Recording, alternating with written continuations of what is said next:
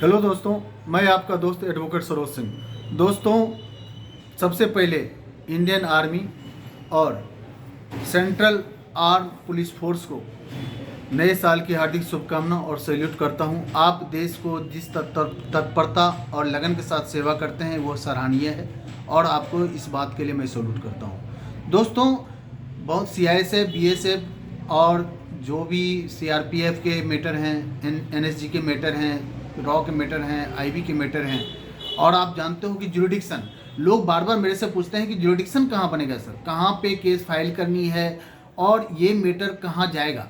पहला दो इशू हो जाती है, एक टेरिटोरियल ज्यूरिडिक्शन की बात हो जाती है। तो ये वीडियो जो होती है, वीडियो जो मैं बना रहा हूँ, ये ज्यूरिडिक्शन के बेसिस पे है। ये ज्यूरिडिक्शन में बहुत लोग पूछते हैं कि सर ये मेरा दिल्ली में केस जाएगा, इलाहाबाद में केस जाएगा, कहाँ जाएगा पता नहीं होता है, किस कोर्ट में जाएगा, कैट में जाएगा या हाई कोर्ट में जाएगा, ये भी पता नहीं है। इसलिए मैं इस वीडियो में दो तरह की बात है कि एक तो आपका किस कोर्ट में जाएगा और दूसरा किस जगह पे जाएगा, प्लेस पे, मतलब टेरिटोरियल ज्यूरिडिक्शन क्या होगी केस फाइल करने का, इस पे मैं बताना चाहता हूँ। क्योंकि बहुत सारे क्वेश्चन आ रहे हैं मेरे पास कि सर एक वीडियो बना दो जिस पे मुझे क्लियर हो जाए कि ज्यूरिडिक्शन एक्चुअली में कहाँ बनेगा केस फाइल करने का।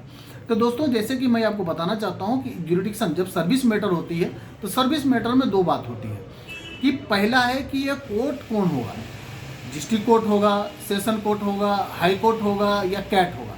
तो दोस्तों, जैसे सर्विस मैटर का रिलेटेड जो मैटर होती है वो जनरली नहीं 100% आप दो ही कोर्ट में जनरली जाते हो आप, कि एक तो आपका कैट है, सेंट्रल एडमिनिस्ट्रेटिव ट्रिब्यूनल, वहाँ पे जाती है, और साथ साथ ये जो मैटर है हाई कोर्ट में भी आप as a way of writ petition के थ्रू आप हाई कोर्ट में भी जाते हो।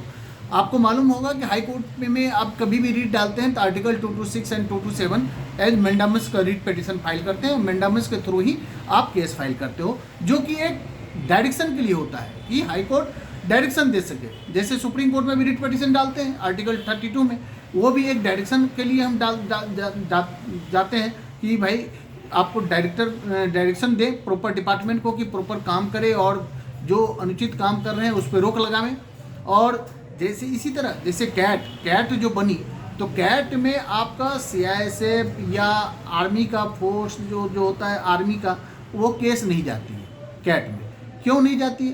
क्योंकि आर्मी के लिए तो आर्म फोर्स ट्रिब्यूनल बना हुआ है, एएफटी बना हुआ है। साथ साथ सीआईएसएफ, बीएसएफ, सीआरपीएफ और बाकी जो भी डिपार्टमेंट के केस हैं, वो आपको जो सिविलियन पोस्ट होगा, सिविलियन ध्यान रखना है कि जो सिविलियन होगा, जैसे आपका सीआईएसएफ में, बीएसएफ में डॉक्टर हैं, सिविलियन पोस्ट है, आपका प्यून है, क्लर्क हैं, ये सब क्या है, सिविलियन पोस्ट है। तो इसके लिए आप कैट में आ सकते हो। लेकिन जो इस तरह के पैरामिलिट्री फोर्स हैं वो इसके लिए आपका कैट नहीं बनता है। आपका ज्यूरिडिक्शन कभी भी बनेगा तो आपका हाई कोर्ट ही आना पड़ेगा। और हाई कोर्ट, किस हाई कोर्ट में आना पड़ेगा, तो ये तो मैं नेक्स्ट वीडियो में, ये ज्यूरिडिक्शन का दो वीडियो रहेंगे, पहला वीडियो में कवर नहीं हो पाएगा, इसलिए एक पार्ट 1 में मैं ये बताना चाहता हूँ जैसे कैट बना। अब कैट का सेंट्रल एडमिनिस्ट्रेटिव ट्रिब्यूनल में टोटल प्रिंसिपल बेंच जो है इंडिया में, टोटल सैट भी होता है और कैट भी होता है। कैट जो होते हैं सेंट्रल हुआ और प्रिंसिपल बेंच कहाँ पे है, दिल्ली में। टोटल 18 बेंच हैं इनके, जिसमें आपको जो मेंबर होते हैं, एक तो जज होते हैं जो कि सुप्रीम कोर्ट के रिटायर्ड भी जज हो सकते हैं, लेकिन 65 ईयर से प्लस नहीं हो, और 5 ईयर कम से कम वहाँ पे काम करना पड़ता है जहाँ कैट में, या 65 ईयर जो हुई एवर इज अर्लियर, वहाँ पे आपको हाई कोर्ट में, कैट में इस तरह का बाकी मेंबर होते हैं। एक जज के अलावा मेंबर होते हैं जो कि मेंबर एडमिनिस्ट्रेटिव ब्रांच से हो सकता है, यूपीएससी का हो सकता है, सिविल के अच्छे पोस्ट से जो के हैं उनको मेंबर के रूप में लिया जाता है। एक्चुअली दोस्तों, कैट जो बनी थी, कैट का 42 अमेंडमेंट के थ्रू प्रपोजल रखा गया था ट्रिब्यूनल बनाने का। ट्रिब्यूनल बना जब इंडियन इसमें, तो इसमें दो तरह का ट्रिब्यूनल पे बात किया गया था, एक जनरल ट्रिब्यूनल और साथ साथ एक कैट।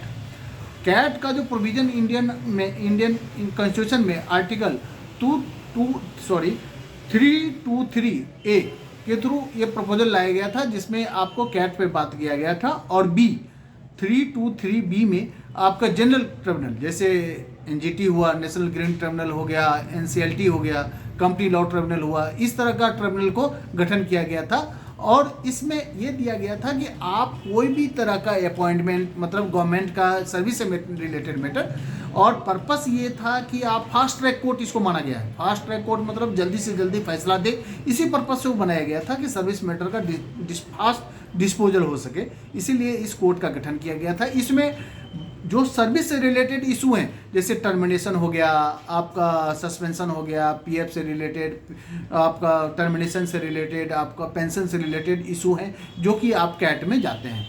कैट में हर तरह का ऑल इंडिया सर्विसेज और एनी सर्विस ऑफ यूनियन का मैटर जाने लगा। पीयूसी से रिलेटेड जो मैटर हैं वो भी जाने लगे। साथ साथ जो पीयूसी के अलावा भी गवर्नमेंट स्टेट का जो मैटर होता है, जो कि स्टेट अपॉइंट करती है, सेट में जाने लगी। तो इस तरह का मैटर से बर्डन जो होता है वो धीरे धीरे कम होने का प्रयास किया गया था। इस ट्रिब्यूनल का बनाने का मकसद यही था कि जो ओवर बर्डन है सर्विस मैटर का, उसको कम किया जाए। अब दोस्तों, कैट की जो इशू होती है, कैट में होता है कि फास्ट डिस्पोजल के लिए लोग जाते हैं।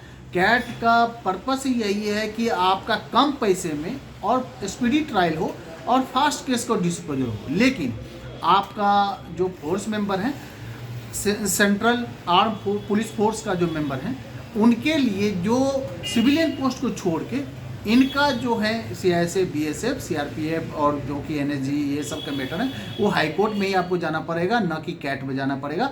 इसीलिए जुरिडिक्शन आप क्लियर माइंड में सेट कर लें। पहला आपका जुरिडिक्शन बनता है हाई कोर्ट। हाई कोर्ट के अलावा बाकी जो सिविलियन पोस्ट हैं उनके लिए अपॉइंटमेंट से रिलेटेड, यूनियन का अपॉइंटमेंट से रिलेटेड जो भी इशू होंगे, उनका आप कैट में जा सकते हो।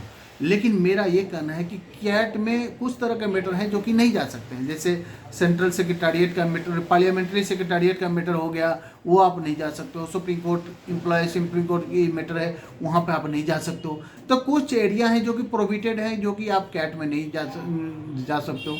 इसलिए मैं बोलूँगा दोस्तों, ये कैट और हाई कोर्ट सर्विस मैटर का अलग अलग प्लेटफॉर्म है, उसका आप यूज करें, समझें, और जहाँ पे आपको केस डालना है उस बात को समझ के डालें।